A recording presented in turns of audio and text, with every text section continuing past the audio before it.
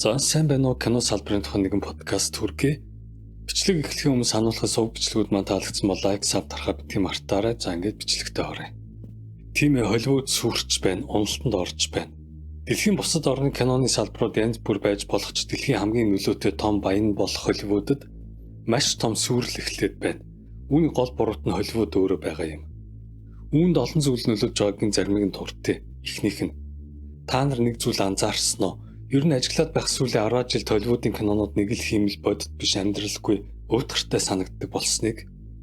Энэ нь практик эффект гэдэг зүйл Холливуудад олон бүр байхгүй болж түүнийг бүх зүйлийг CGI буюу компьютер графикаар хийх гэдэг болсонтой холбоотой. Үүнээс болоод зураглууд нь хиймэл жингүү хийсвэр хөнгөн яль шаль харагддаг болжээ.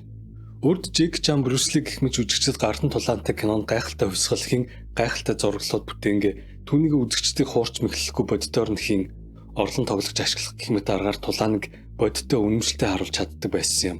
Тэд яг жинхнээс юм мөргөж үсэрч арайж цохиж хөдөлдөг байсан болохоор үнэмшилтэй харагдахаас яхав.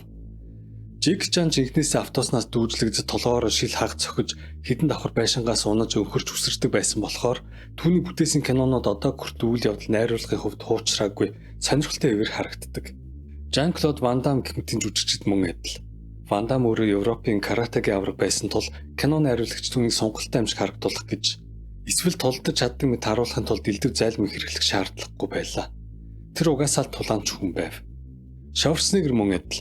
Дэлхийн бодибилдингийн олон удаагийн авраг тэр бүр элдв багаж хэрэглэлгүйгээр хүнд юм өргөж чулуудаж дүнц мод мөрөн дээр өргөж авч явж чаддаг байлаа. Ямар ч CGI ашиглалгүйгээр. Тэгтэл компьютер график хөгжсөн нэг талаараа ач тус авчирсан ч нөгөө талаар үзэгдлүүдийн үзэгчдэд үнэмшилтэй санагдах байдал буурч сүүлдээ үзэгчд бүр тоохгүй хийм санагддаг болсон байна. Жухам иймээс 80-аад оны машины уралдаантай кино өнөөгийн машины уралдаантай киног бодвол хамаагүй илүү сонирхолтой амьд харагддаг юм. Ядчил 2000-ад оны ихэнх үед бүтээгдсэн галзуу хурд буюу Fast and Furious зурлалын эхний хоёр анги болон сүүлийн ангиуд ялгааг та нар анзаарч байна уу? Эхний хоёр ангид үнэхээр машин дуртай машины уралдаан сонирхдаг залуус гарч бодиттой уралдаж байснаас тэр ангиуд өнөө хүртэл үзэгчдийн сэтгэлийг татан ахин дахин үзсэн сонирхолтой хэвээр байгаа бол сүүлийн ангин за яах втэл болсон. Киноны сэдв өөрчлөгдсөн ярха болиг гэхэд компьютер график хийх ашигласнаас зарим дүрүүд нь бүр супер баатар шиг болж үнэн дээр киноны үйл явдал манай гариг дээр биш Google-ийн кинон дотор ч юм шиг нэг л жингүй жинхэн биш хийсвэр хөндий харагддаг болсон. Терминатор зурлыг бас энд арилга дайрсан. Терминаторын цаана хар бараан зэвүүн сэтгэл дайц төрүүлсэн кино бол Терминатор 2 харин техник Шварценеггерийн булчин хоёрыг маш төгс хослуулсан төгс бүтээл болсон. Орчин үеийн техникийн хүч чадлыг компьютер график ашиглан харуулсан хэрнээ хит хийсвэр болж газраас тасраагууд нь Шварценеггер тэргүүтээ жүжигчдийн жүжиглэл бодит практик эффектүүд их нөлөө үзүүлсэн юм. Найруулагч Джеймс Кэмерон кино зураг авалтаа тэр чигт нь компьютер графикаар бүтээлгүй жижиг бодит модельүүд ашиглаж Терминаторын нүүр царайг компьютероор зурхын оронд Шварценеггерийн толгой дээр зурж элдв практик эффект чадмаг хэрэглэсэн энэ киног үнэхээр бодиттой дэлгэцнэр байгаа мэт амьдруулж чадсан юм. Сүүлийн үеийн кинонууд сэтгэл татгаа байсан нэг шалтгаан нь график эффектийг дэндүү их замбраагүй хэрэглэсэнтэй холбоотой. Техниктэй холбоотой дараагийн нэг шалтгаан бол камерт хит найдаж техник шүтэх алдаа. Энэ алдаанд киноны дүрслэл өнгө гэрэл сүйдрэлтэй холбоотой бүлэг алдаанууд багтана. Өөрөд кино найруулагч зураглаач бодит пленк ашиглан кино зураг авдаг байлаа. Үүний сайн тал нь пленк тухайн үзэгдэлд байгаа гэрэл зургийг яг бодитоор нь харуулдаг байв. Үүнээс болоод үзэгдлийн гэгэт хэсэг нь гэрэлтэй, харанхуй хэсэг нь хар бараан гарна. Энэ бодит байдалтай яг нийцдэг. Тиймээс үзэгчдэд кино бодит байдлыг санагдуулдаг ба амьдралтай харагддаг байв. Загалмайлсан эцэг киноны зарим хэсгийг санаж байна уу? Тэр цагийн найруулагчид гэрэл сүдрэл санааг харуулж чаддаг байсан юм. Харин сүүлийн үед дижитал камер гарсны дараа нэг сөрөг хандлага илэрсэн нь камер сайжрах ирээс сүдрийг алга болгосон явдал. Үүнээс болоод зураглаачид кинонаас сүдэртэй харанхуй хэсгийг үлдэн хөөж харанхуй хэсгийг хүртэл харах гэж оролдсон. Чи гар утсаа гаргаад шөнийн тохиргоон дээр нь тавиад харанхуй гудамжийн зургийг автаа. Гудамжийг бас дараа нь өөрийнхөө нүдээр хар. Ингээд камер чиний нүдэрээ харснаас илүү зайруул чиний нүдэнд харагдахгүй байгаа зүйлсийг зурган дээр харуулах болно. Магадгүй сүүлийн камерт бол бараг л өдрөөс дутхгүй тод зураг гарна. Гэвч камераа тавиад өөрөө нүдэрээ харах юм бол тэр тод дүрслэлүүд нүдэнд чинь харагдахгүй. Ийхүү камер хүний нүдэнд шууд харагддаг зүйлсийг харуулдаг болж эхэлсэн нь сайн юм шиг атлаа бас саар нөлөөтэй байлаа. Энэ нь бодит байдлаас зөрсөн нийцэхгүй зураглууд бүтээсэн бөгөөд бидний тархин зөрчил үүсгэсэн. Найруулагчид техникийн чадалт олдоодан үзэгдлийг аль бол бүрэн бүтэн харуулж сүйдэрт байгаа зүйлсийг хүртэл сүйдрээс нь гарган тод харуулах гэж хичээхдээ контраст нэмж цайруулснаас кино бичлэгүүдийн контраст алдагдан тэр чигтээ цайвар өнгөгүй саарл загалцсан дүрснүүд бий болон хувирсан. Эсвэл өнгө нэмэхдээ хэд хурц өнгө гэрэлтүүлэг ашигласнаас амьдрал байдгүй хурц химэл өнгөнүүд бий болж байна. Үүнийгээ тэд киног телевиз зурагтаар үзэхэд биш харин гар утсаар үзэхэд зориулан өөрчилж байгаа юм хэмээн тайлбарлаж байгаа ба үүнийг Netflix-ийн гэрэлтүүлэг гэж нэрлэдэг болжээ. Гэвч энэ киног мөн л сүйтгэж байна. Ядж явахт кинонуудыг урдных шиг бодит орчинд байгаль зураг авалгүй асар том ногоон дэлгэцийн наан студ дотор зураг авах юм уу? Зүгээр л LCD дэлгэцийн хажуу зураг аван гаргалж байгаагаас жүжигчид нь бодит орчинтой харьцалгүй. Хажууд нь байхгүй хиймэл зүйлсийг төсөөлж жүжиглэхэд хүрэн тэр нь хиймэл харагдаж үзэгчдэд буухгүй байна. Үүнтэй зэрэгцээ жүжигчдийн хувцлалт нүүр бодол тэтэрснээс жүжигчид бүр сая хайрцагнаас нь гарсан шин тоглоом шиг харагддаг болов. Урдны кинонуудыг харахад тэдгээр дүрүүдийн нүүр царай халтар балиар шавартай хөлстэй хувцас нь өнгөгдсөн хуучин өмссөн хэрэглэгдсэн орчин гялц ял биш тэр хэрээрээ бодтой амьдралтай жинхэнэ байсан бол өнөөгийн кинонууд дээр дөнгөж цай дэлгүүрээс авсан хувцас өмссөн мэт ганхан хэнцэр дүрүүд хөдөөхээр явж байна. Ганц Холливуудад ч биш манай дотоодын кинонуудад ч иймэрхүү үзэгдлүүд зөндөө. Хэд цэвэрхэн дүрүүд амьдралаас тасархай бодтой биш бохор биш хиймэл хүүхэлдэйн кино шиг компьютерийн тоглоом шиг харагддаг киног хөндөй санагдулж байна. Яагаад камерын технологи сайжраад байх зураглал инхүү муудва? Шалтгаан нь камер сайжрахын ирээр бодитоор авахын оронд илүү цэвэрхэн гарах ёстой хэмээн андуурсан мэт. Чухам тиймээс 2000-ад оны ихэнх үе хүртэл кинонууд өнөөгийн кинонуудаас илүү сонирхолтой бодиттой хөгжилтэй амьд харагдаж байгаа юм. Сүүлийн үеийн кинонууд дэндүү цэвэрхэн хиймэл хуванцар тоглоом шиг компьютер тоглоом шиг ялгаралгүй контраст нэгтсэн хит гэрэлтүүлэгтэй сүүдэргүй амьдралгүй харагдах болов. Чухам иймээс John Wick киног амжилтанд хүргэсэн нэг шалтгаан нь түүний зураглалд байсан юм. John Wick киноны гэрэлтэй хэсэг нь гэрэлтэй гэтээ сүүдэртэй нь бас сүүдэртэй хараар дүрслэгдэж чадсан. Камертай холбоотой яригдах бас нэг асуудал бол линз. Өөрт ихэнх үзэгдлийг хүний амьдралдаа хардаг тэр өнцгүүдээс зургийг нь авдаг байсан бол одоо техник сайжирсны ачаар хүмүүсийн барагтаа бол бие биенээ харддаг ойр дотны өнцгүүдээс зураг авдаг болсон ч энэ нь нэг талаас өвөрмөц сэрнээ нөгөө талаар тухайн зураглалыг хиймэл болгон хувиргаж байна. Тиймээс харахад график талаасаа төгс мөртлөө нэг л хавтгай ялгарх зүйлгүй зохиомжтой зураглалууд олон их болж байна. Дараагийн нэг шалтгаан нь зурагтай холбоотой юм өөр нэг хүнд хэрэгтэй асуудал бол жүжигчдийн гадаад төрхтэй холбоотой. Энэ кино жүжигчид залуу юм уу төгс харагдах гэж хичээсэндээ косметик хагалгаа хит хийлгэж байгаа явдал юм. Кино жүжигчид уг нь үйлдэл хэл яриа болон нүүр царайгаараа дүрийн цаант санаа сэтгэл хөдлөлийг илэрхийлэх ёстой. Энэ л тэдний ажил бөгөөд үүнийг гаргаж чадсан төлөө тэд цалин хөлс авдаг. Зарим дүрээ гарах үүднээс бүр хэсэг хугацаанд бусдаас тусдаа өөр орчинд амьдарч жингээ хасах юм уу жингээ нэмж зан характертай өөрчлөлт оруулдаг. Гэтэл сүүлийн үеийн Холливуудын жүжигчид өөрснийх нь хамгийн гол багж болох нүүр царайгаас сэвтэж өөрчилж эхэлжээ. Үүнээс болоод гайхсан, баярлсан, ууралсан, айсан, сандарсан гэд олон янзын сэтгэл хөдлөлийг илэрхийлэх ёстой нүүр царайнууд нь шахуулсан ботоксондоо баригдсан нэг л дүрлэлсэн том нүднүүд, том уруулнууд болон хувирчээ. Үүнийг шолсон мемүүд интернетэд зөндөө. Уг нь уруулны үл ялэг жимэлт хөмсгөний хөдөлгөөн хацар тухны үрчлээс гэх мэт олон жижиг зүйлс хүний сэтгэл зүрхэн дотор юу болж байгааг нь илэрхийлдэг. Нүүр царайг зүрх сэтгэлийн тольч гэж хэлж болно. Гэтэл зүрх сэтгэлийнхээ илэрхийлэл болсон энэ зүйлийг сэтгэл хөдлөл илэрхийлэх боломжийг нь хааж булчинг ажиллахаагүй болгодог ботокс шахснаас тэдгэр жүжигчдийн царай зүгээр л ямар ч сэтгэл хөдлөлгүй ялц ял хөндөй пластик хүүхэлтэй шиг хуурамч болон хувирч байна. Үүнээс болоод жүжигчд баярлсан ч нэг царайтай, ууралсан ч нэг царайтай чухам алиг нь гаргаад байгааг нь мэддэхгүй болж байна. Уг нь жүжигчд чинь сэтгэл хөдлөл илэрхийлж жүжигсний төлөө мөнгө авч байгаа биз дээ. Тэгтэл одоо ямар ч сэтгэл хөдлөл илэрхийлж чадгаа байсан царайг нь харах гэж үзэгчд мөнгө төлнө гэж шүү. Нэг хэсэг үзэгчд үүнийг төвчж болгож яванда тухайн дүрийг жүжигчин ийм кинонуудыг тоохоо болох ба үр дүнд нь кинолох охирно. Ингээд зогсохгүй магадгүй цөмнийг ижил гоос сайхны эмнэлэгт очин ижил загварын хамар хацар дуух хэрэг хөөх захиалан хийлгүүлснээс бие биенээс нь ялгахын аргагүй хиймэл үйлдвэрээс үйлдвэрлэж гаргасан юм шиг нүүр царайтай болж байгаа ба үүндээ сэтгэл хангалуун байгаа нь хамгийн өгөөтэй. Камер, компьютер график жүжиглээс гадна дараагийн нэг асуудал кино зохиолын агуулга сэдв өнгө аястай холбоотой юм. Холливуд entertainment кино бүтээхийн оронд сурталхуулах хийхийг илүү оролддог болжээ. Тэр тусмаа хит либерал буюу woke сэдвч хийх гэж оролдож байгаа нь үзэгчдийг цааш нь түлхэж байна. Амьдралыг юм уу түүх болсон явдал зохиолыг дүрслэн харуулахын оронд 2010-ад оноос Холливуд хит либерал өнгө аястай болсон. Энэ хүрээнд феминист хандлага нэмэгдсэн бөгөөд босс эмэгтэйчүүд, эмэгтэй гол дүр, эмэгтэй баатрууд, ижил хүүстэн трансуудыг дэлгэцрүүлж хийх гэж оролдсон. Холливуудад эрэгтэй баатрууд хизээнээс байсан, түүний хажуугаар чадварлаг мундаг бишрмээр эмэгтэй дүрүүд ч байсан. Харийнхан цуврал үүний гол жишээ. Эсвэл Терминатор цувралын эхний хоёр ангийн Сара Коннор хэний сэтгэлийг татна. Гэтэл сүүлийн жилүүдэд гол үйл явдал үзэгдэлд холбогдлохгүй хэрнэ Холливуудын студиуд заавалчгүй нийгмийн ямар нэг цөөнхийг багтаах юм уу? Хар арьстан найз, ижил хүүстэн найз, хачин Аз төр оруулах гэж оролддог болсон. Хар арьстнууд Америкийн нийгмийн ердөө 10%.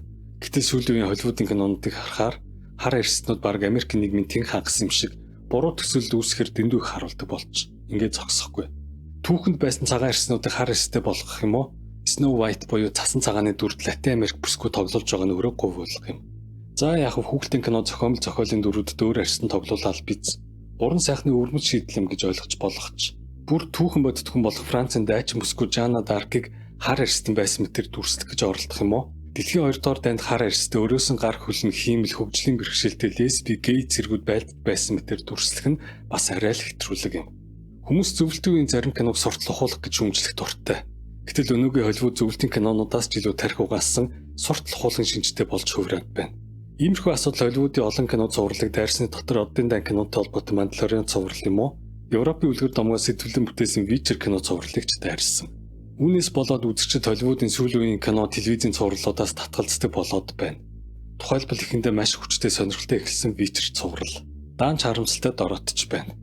Европын үлгэр домог дээр сэтгэлэн бүтээсэн энэхүү цувралын эхний бүлгийг 2019 онд 80 сая хүн телевиз интернетээр аль биесээр орж үзэж байсан бол дөрөвдүгээр бүлгийг нь ердөө 18 сая хүн үзэж үзэлтийн тоон 4 дахин буурчээ.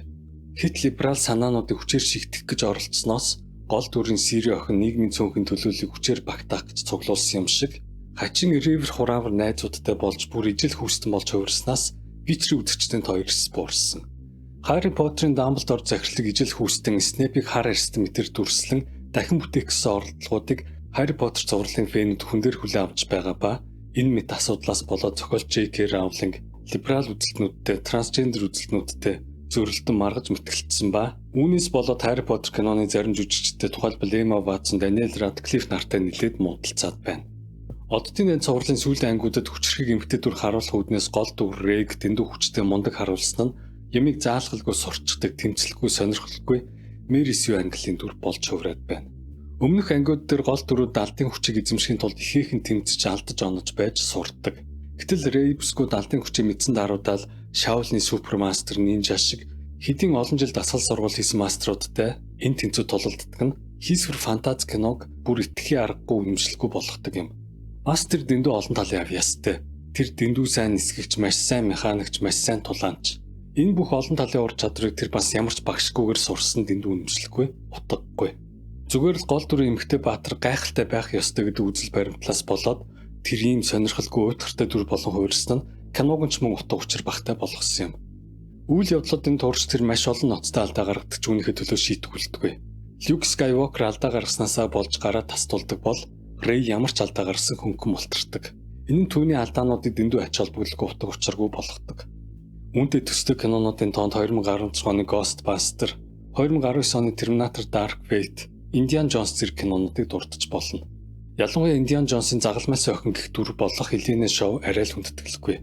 Түүнийг Indiana Jones-оос илүү мундаг бүсгүй гэж харуулах гэсэндээ зохиолч найруулагч дэндүү бодлогогүй хандснаас тэр үзэгчдийн сэтгэлд үлдсэн домогт баатар Indiana Jones-ыг байнга үгээр идэж, дооглож, тохуурхаж, арчаагүй хэрэгцээгүй хөгшин ирмэтээр үзэж байгаа нь үзэгчдийн дургуйг маш их хүргэсэн юм. Иймэрхүү эмэгтэй дүрүүдийг супер ирчүүдээс мундаг гэж харуулах гэж оролдохдоо урдны супер мундаг байсан эрэгтэй дүрүүдийг Холливуд архинд орсон арчаагаа алдсан бүтлгүй байдлаар дүрсэлж эхэлсэн нь үзэгчдийн сэтгэл рүү ус цадсан. Иймэрхүү хөгийн арга ятсан байдлаар эмэгтэй гол дүрүүд гаргаж ирэх гэж Холливуд оролдохдоо хуучин үзэгчдийг хөндөрүүлсэн ч шинэ үеийн үзэгчдийн сэтгэлд хүрэх шинэлэг гой дүрүүдийг гаргаж ирж чадаагүй. Зоригтой шинэ зохиол сэтлүүдж барьж авч чадхаа байв. Урд амжилт олсон хэдэн сэдв киногоо цааш үргэлжлүүлэн франчайз цувралуудаар л аргацсан мөнгө олдог болсон ч түүнийгээ ч олигтос сэргээхгүй хит либерал өнгөс оруулахыг оролдон холиан бантаа утхан дампууруулж хайж байна. 25 оны хамгийн их шуугиан тарьсан кинонууд Холливуудын кинонууд биш харин Хятадын Нэша 2, Өмнөд Солонгосын K-pop Demon Hunters, Squid Game 2 цуврал байв. Харин Том Крузын тоглосон Mission Impossible кино $600 сая олсон ч өөрөө бараг $500 сая зардал гаргасан болохоор ашиг нөхөж чадсангүй шатав. Нөгөө маш хил ам дагуулсан Snow White кино зардлаач нөхөж чадсангүй. 25 онд Walt Disney компани Marvel студ Супер Баатартай 3 кино бүтээсэн ч тэдгээр нь олигтой ашиг олсонгүй. Холливуудын кино бүтээх зардал улам нэмэгдэн хэдэн зуун сая доллараар кино бүтээж рекламддаг болсон ч олох ашиг зардалтай дүүцэж байгаа нь ховрхон болов. Энэ хандлага даан ганц Холливуудад ч биш, компьютер тоглоомын зах зээлээс бас харагдаж байгаа юм. Компьютер тоглоомын сэдв рүү альтралгүй цогсгонд уртахад компьютер тоглоомын зах зээлд либерал суртал хуулга агуулсан тоглоомнууд сайн зарагдахын оронд хятад хөгжүүлэгчдийн бүтээсэн өгөхгүй өмнөд солонгос хөгжүүлэгчдийн бүтээсэн Stellar Blade зэрэг тоглоомууд хит болж байна. Холливуудын өөрийгөө алдснаас нэг том асуудал үүсэж байгаа нь сүүлийн үеийн кинонууд нь бараг үзээд л мартах үз, сэтгэлд үлдэхгүй нэг удаагийн кинонууд болон хувирч байна. Тэгтэл зөвхөн 1999 онд л гэхэд Matrix, Fight Club 6 дахь мэдрэхүй, Magnolia, Nogomi, Eyes Wide Shut, Iron Giant, American Beauty гэсэн кинонууд гарч байв. Эдгээр кинонуудыг 5-10 жилийн дараа 20 жилийн дараа үзсэн ч удахгүй кинонууд. Одоо тэгтэл эдгээртээ дүүцэх кинонууд байна уу гэж асууад хариулт бараг алга. Холливуудын дороотолд нөлөөлж буй дараагийн нэг хүчин зүйл Холливуудын нэр хүнд нь унаж байгаа явдал. Үүнийг Оскарын шагнал гардуулах ёслол маш тодорхой харуулна. Урд хүмүүс Холливуудын жүжигчдийг жинхэнэ од гэж үзэн биширдэг байлаа. Тэднийг харах гэж гарын үсгийг нь авах гэж хошуурдаг байв. 1998 онд Оскарын шагналыг 60 сая хүн сэтгэл догтлон телевизээр үзэж байсан бол 2026 онд энэ тоо 20 сая хүрэхээ байжээ. Урд Оскарын шагналыг киноны чанар чансааг илэрхийлдэг гэж хүмүүс боддог байсан бол сүүлийн жилүүдэд хүмүүс нэг зүйл анзаарсан тийм биш байсныг. Жишээ нь хамгийн их үзэгчдэд хүрсэн кинонууд Оскарын шагнал авч байгаагүй юм. Ядж байхад нөгөө киноодод нь шагнал авахдаа өөрсдөө амьдралд хэрэгжүүлдэггүй. Сургаал дүрмүүдийг олон нийтэд заанчлахыг уншиж эхэлнэ. Өөрсдөө тэрд донгоц өссөн олон зуун мянган километрийн сэтгэрнээ энгийн үзэгчдэд бензин шатгуунаа хэмнэн хайбрид машин уна гэж сурамжилна. Өөрсдөө бие хамгаалагч хөсөлж тусгай хамгаалалтаа ор таршид амьдардаг хэрнээ хилээнээ гадны цагаачдаг чөлөөтэй оруулах гэж уриалж үзэгчдийг игдэг хүргэж байна. Оскарын шагналын тухай маш олон шүүмжил гарч байгаас ер нь Оскарын шагналыг кино гарсан жилд нь биш, харин түүнээс 5 жилийн дараа олгож тэр хооронд тухайн кино үзэгчдэд хүрч нөлөөлж чадчих байна уу гэдгийг харах хэрэгтэй гэсэн саналууд гарч байна. Учир нь тухайн гарсан жилдээ маркетинг сурталчилгааны ачаар байгаагаас илүү том сүртэй гоё санагдсан кинонууд 5-аас 10 жилийн дараа сургаггүй болж мартагдаж байхад Оскарт нэр дэвшээчгүй хэрнээ дараа нь илүү нөлөөтэй болж үзэгчид дахин үздэг болсон кинонууд олон байна. Тиймээс манайд шагналын ор хавтгаарн бууж байна гэж шүүмжлэгдэж буун адил Оскарын шагналууд нүдэ олохгүй хэмээн хүмүүс шүүмжилж залуу үеийнхэн ер нь Оскар хэрэгтэй юм уу да би Оскарын шагнал авахыг хүсэхгүй байна, сонирхгүй байна гэж ярьдаг болчихжээ. Тэгээд ч Оскарын шагнал авлаа гэдээ орлого нэмэгдэхгүй илүү гоё кинонууд тоглох урилга ирэхгүй байгааг жүжигчид ярьж байна. Хажуугаар нь Холливуудын найруулагч жүжигчид элдв хүчрхийллээр хүний 8-нд холбогдож байгаа нь Холливуудын нэр хүндийг бүрч унгаж байна. Холливуд өөрийгөө од гэж өргөмжилсөн од юм болохоор бид байгаль орчин нийгэм улс төрөд бүх талын өндөр мэдлэгтэй гэж андуурсан хүмүүсээр дүүрч байгаа ба бензин үхрийн мах байрны түрээс лизинг ямар үнэтэйг мэдэхгүйтэд яаж амьдрахыг нь хүмүүст зааж сонгуулийн сурталчилгаанд явж лекц уншиж байгаа нь үзэгчдэд таалагдахгүй байгаа юм. Эцэст нь өөр нэг зүйл Холливуудад нөлөөлж байгаа нь техник технологийн дэвшилттэй холбоотойгоор хүмүүсийн кино үздэг байдал өөрчлөгдөжээ. Урд хүмүүс кино театрт шинэ кино үздэг байсан бол одоо компьютер гар утсаар үзэх боломжтой болов. Сонирхолтой түүхийг киноноос хардаг байсан бол одоо YouTube, TikTok, Facebook лайв стримүүд кинотой өрсөлдөн үзэгчдийг нь булаацалддаг болов. Хичнээн сайн кино байсан ч 2-3 цаг суун киног дуустал үзэх хүмүүс цөөрсөн ба тэгж суухын оронд 30 секундын шорт бичлэгүүд гүйлгэн үзэх нь илүү зугаатай болсон байна. Мөн хэмэл оюуны ачаар Холливуудын том студид бүтээдэг байсан тусгай эффектүүдийг энгийн хүмүүс илүү хямдар гэртээ бүтээх боломжтой болов. Ийхүү цаг үе технологи үзэгчдийн үзэл бодол өөрчлөгдөж байхад Холливуд эсрэг чиглэлд нь явж байна. Үүнээс болоод Холливуд улам бүр хүнд байдалд орон хямралд ороод байна. Магадгүй бүр сүрэл ирмээр ирээд байна. Энэ Холливуудын хувьд муу мэдээ байж болох ч Холливуудаас хамааралгүй кино найруулагч болон индипендент кино бүтээгчдийн хувьд сайн мэдээ байж болох юм. Холливуд хүнд байдалд орсон ч энэ кино урлаг сүрч байна гэсэн үг биш. Зүгээр л их өөрчлөлт ирж буй тохио юм. За үгээр энэхүү подкаст өндөрлөө. Анхаарал тавьж сонссонд баярлалаа. Энэхүү сэдвтэй холбоотой санал сэтгэлээ комент хэсэгт үлдээгээрэй. Дараагийн бичлэгээр уулзлаа. Түр баяртай.